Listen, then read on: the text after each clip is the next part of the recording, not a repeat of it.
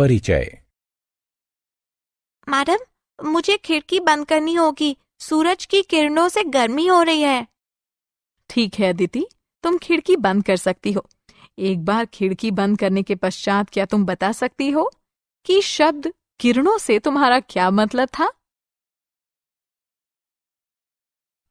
मैं नहीं जानती मैम, लेकिन इसे हम सूर्य के प्रकाश को दर्शाने के लिए प्रयोग करते हैं। ठीक है, तो आज मैं तुम्हें रेखाओं, किरणों और कोणों के बारे में विस्तार से बताती हूँ। बच्चों, इस पाठ में हम कोणों और उनके प्रकारों के बारे में जानेंगे। हम रेखाओं, रेखाओं के युग्मों तथा समानांतर रेखाओं के बारे में भी सीखेंगे। उद्देश्य: इस पाठ के अंत में आप निम्न करने में सक्षम हो जाएंगे: विभिन्न प्रकार के कोणों को पहचानना, रेखाओं तथा रेखाओं के युग्मों का वर्णन करना, समानांतर रेखाओं की व्याख्या करना। अवलोकन: रेखाएं कई प्रकार की होती हैं, जिनका उपयोग आप एक आसान सा चित्र बनाने के लिए करते हैं। आप एक साधारण घर, एक सूर्य इत्यादि बना सकते हैं एवं आप इन चित्रों को निरूपित करने के लिए सरल रेखाओं का उपयोग करते हैं। आइए उपयोग होने वाली इन रेखाओं के विभिन्न प्रकारों को देखें। रेखा: एक रेखा का कोई प्रारंभिक बिंदु तथा अंत बिंदु नहीं होता है। आप दोनों दिशाओं में एक रेखा को असीम रूप से फैला सकते हैं। रेखाखंड: एक रेखाखंड का एक प्रारंभिक बिंदु तथा एक अंत बिंदु होता है। किरण: एक किरण का आरंभिक बिंदु होता है किंतु अंत बिंदु नहीं होता है। कोण: समान प्रारंभिक बिंदु वाली दो किरणों से एक कोण की रचना की जाती है। प्रारंभिक बिंदु को शीर्ष कहा जाता है तथा किरणें कोण की भुजाएं कहलाती हैं। संबंधित कोण: एक कोण को दो किरणों के मिलन के रूप में परिभाषित किया जाता है, जिनका अंत बिंदु एक ही होता है।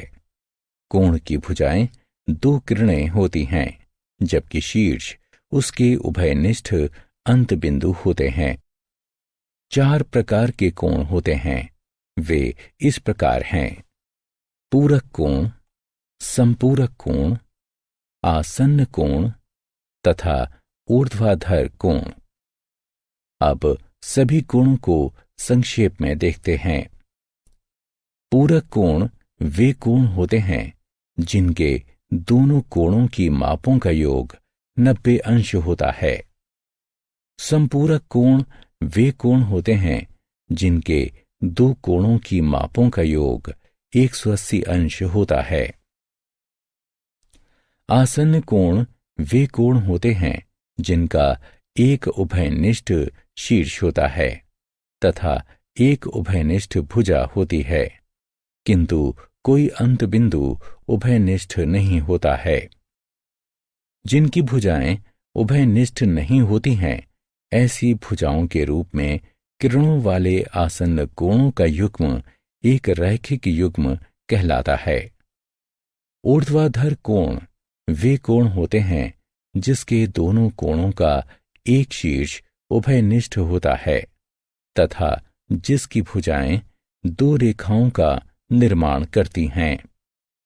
प्रतिच्छेदी रेखाएं: दो रेखाएं अलग अलग तरीकों से एक दूसरे से जुड़ी हुई होती हैं। आइए प्रत्येक तरीके को अलग अलग देखते हैं। प्रतिच्छेदी रेखाएं वे रेखाएं होती हैं जिनका केवल एक और केवल एक ही बिंदु उभयनिष्ठ होता है। ये उभयनिष्ठ बिंदु प्रतिच्छेदन बिंदु कहलाता है। त्रियकछेदी रेखा: एक त्रियकछेदी रेखा वो रेखा होती है जो दो रेखाओं को भिन्न बिंदुओं पर प्रतिच्छेदित करती है। अधिकांशतः एक त्रिअक्षेदी रेखा से कई कोणों की रचना की जाती है। त्रिअक्षेदी रेखा द्वारा निर्मित कोण। त्रिअक्षेदी रेखा से 7 प्रकार के कोणों की रचना की जाती है।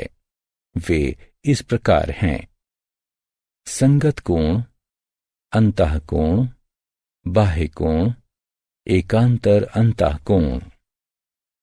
क्रमगत अंतःकोण, एकांतर बाह्य कोण और क्रमगत बाह्य कोण। उपरोक्त कोणों के बारे में विस्तार से जानने के लिए उन पर क्लिक करें। समानांतर रेखाओं की त्रिअक्षेदी रेखा। जब 2 समानांतर रेखाओं को एक त्रिअक्षेदी रेखा के द्वारा काटा जाता है, तब आप पाएंगे कि संगत कोण बराबर होते हैं। एकांतर अंतःकोण का प्रत्येक युग्म समान होता है और अंतःकोणों का युग्म संपूरक होता है। समानांतर रेखा।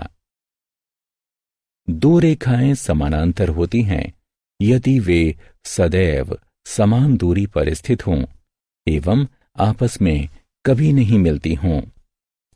आप त्रिअक्षेदी रेखा द्वारा काटकर भी इसकी जांच कर सकते हैं कि रेखाएं समानांतर हैं अथवा नहीं।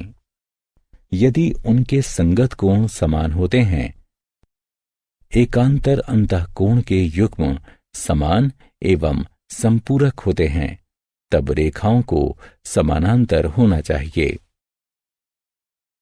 सारांश। आइए हमने जो कुछ भी सीखा है उसे संक्षेप में दोहराएं। रेखाओं का कोई प्रारंभिक बिंदु नहीं होता है।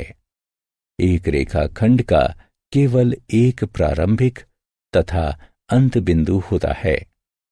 इसी प्रकार एक किरण का प्रारंभिक बिंदु होता है, किंतु कोई अंत बिंदु नहीं होता है।